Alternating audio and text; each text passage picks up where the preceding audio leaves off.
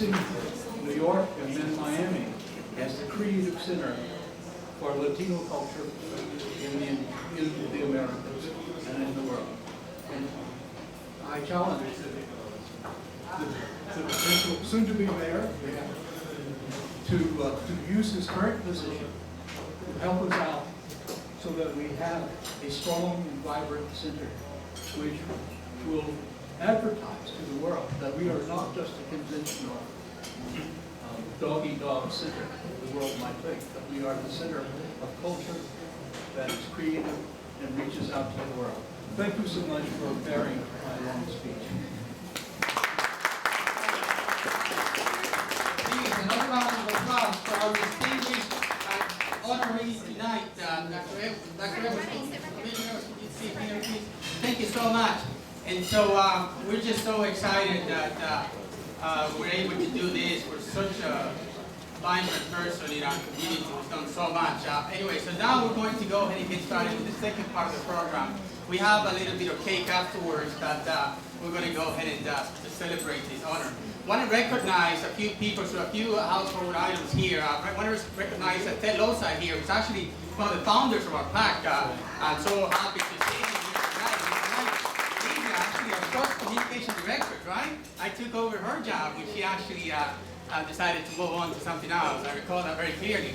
Also want to recognize member of the Latino Caucus board here. Please, if you could raise up. I know most of you are here, so I don't want to name every one of you. And so great, wonderful. Thank you so much for being here. And so let's get started right away. And so basically the idea to put together this event is just to have a member of the council or a member of an elected person come out to our community and have a discussion, an open discussion with the community. So most of this would be hopefully audience participation with the guest. I am going to give it over to Dr. Julia Lara and Oscar Lasso, who are going to moderate for us here. So if you guys can come out and they will introduce our honored guest tonight. Thank you again, everybody, for being out here. I just want to remind you, we're circulating petition. You know it's very cold out there, so please do the favor of signing if you can, because it's just very rough collecting petition out there. So you're not actually voting for anybody. All you're doing is simply making it easier for people to be on the ballot, the democratic process. Okay, here we go, Dr. Lara. Thank you so much. Thank you, thank you. We have a division of labor here. I'm going to make the introductions, and Oscar is going to manage the period of questions, and he will also ask some questions that we will be. So, Councilmember Tommy Wells began his Washington, D.C. career 26 years ago as a social worker in the district's Child Protective Services Agency, working in neighborhoods throughout our city to ensure the safety of our most vulnerable children. After 6 years with the agency, Mr. Wells became the director of the DC Consortium for Child Welfare, an organization of 20 nonprofit agencies that serve our city's children and families, until his election, which occurred in 2006.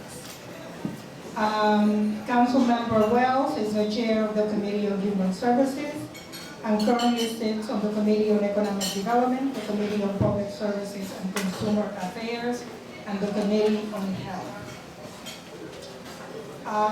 Mr. Wells, Councilmember Wells, was born in Austin, Texas. He moved with his family to several states, including Alabama. He has a bachelor's degree from University of Alabama. He has a master's from University of Minnesota and his law degree, which he acquired at Catholic University in DC. He's married, and it doesn't say here whether you have any children. So, so without further ado, Councilmember Tommy Wells. Thank you very much. And good evening, everyone. Good evening. And so first let me start by saying how special it is to have the Latino Caucus honor one of our great ANC commissioners, Commissioner Edwards. And Commissioner Edwards, of course, like everyone, is so interesting to hear you talk about your perspective and your life and why you have the values that you have. And so the Latino Caucus does more than just talking to candidates or choosing different candidates. It also honors certainly public servants that for no pay, but certainly with great recognition and honor, which is obviously one of the highest things that you can have. Thank you to the Latino Caucus for acknowledging Commissioner Edwards this evening. Commissioner Edwards, that was an honor. Thank you to Franklin Garcia, and of course it's good to see Ted Loza, one of the founders of this group, and all of you who are so involved in making this city a great city. I'll talk this evening just a little bit to kind of introduce you more into who I am, and then kind of update the bio you just heard, because there's a lot of updates to it in terms of what committee I chair and what I've done and what's important to me. But as noted, I came here over 30 years ago, and I worked as a social worker here in DC. And if you think about what 30 years ago was, that was the beginning of crack, the beginning of HIV.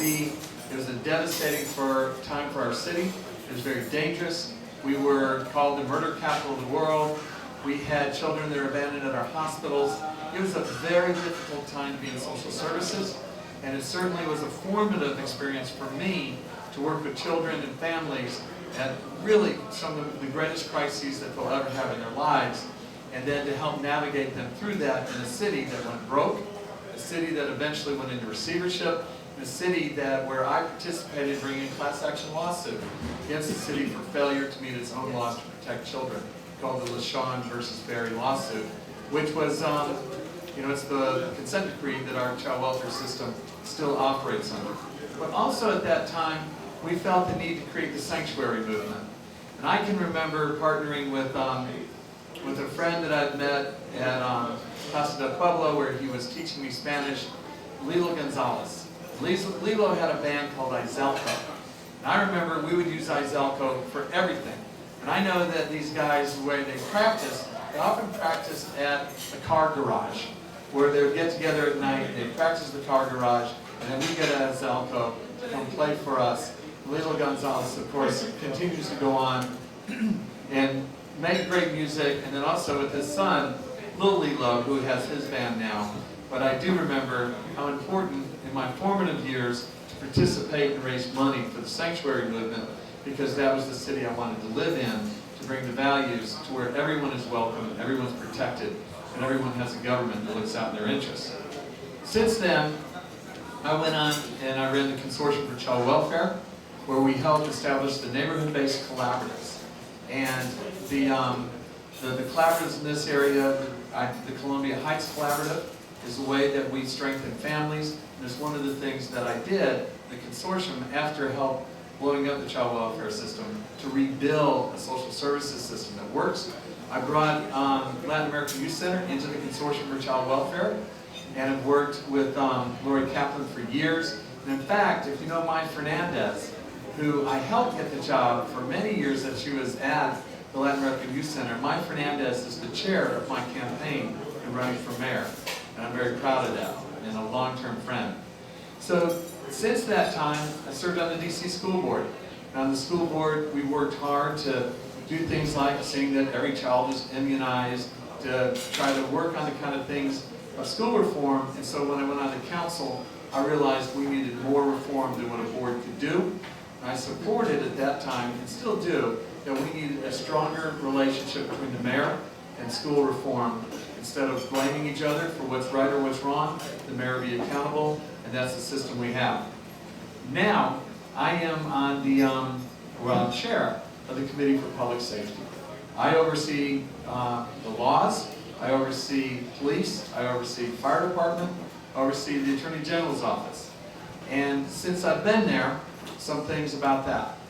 First off, I think that the city voted, the fact that the city voted to elect an Attorney General, and the fact that the council, at least the majority of the council, voted against electing the new Attorney General in this next election, I think it was a terrible thing. so many of us have fought hard to get voting rights, and in a district that used to not have home rule, the fact that now, when we finally do exercise our voting rights, and say we want an elected independent attorney general, and then to have the council say, no, we don't think you're ready for this, we don't think the city's ready for this, I think is wrong. And so, in my oversight of the committee, I wrote a very strong report to say why we should elect the attorney general now, and what the powers of the attorney general should be. The other thing is, while it's not on my committee, I voted against a dual license.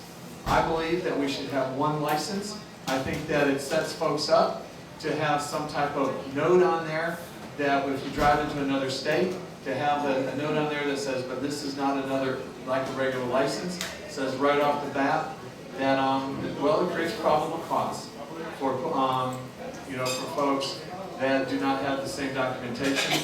So I did not support having a dual license system. Frankly, when New Mexico and Washington State has to change from having one license, that's when DC should have to change, and we should not have preempted that. On other issues, of course, that having a city where everyone can participate and everyone feels safe using city services. I've just passed a law to say that the domestic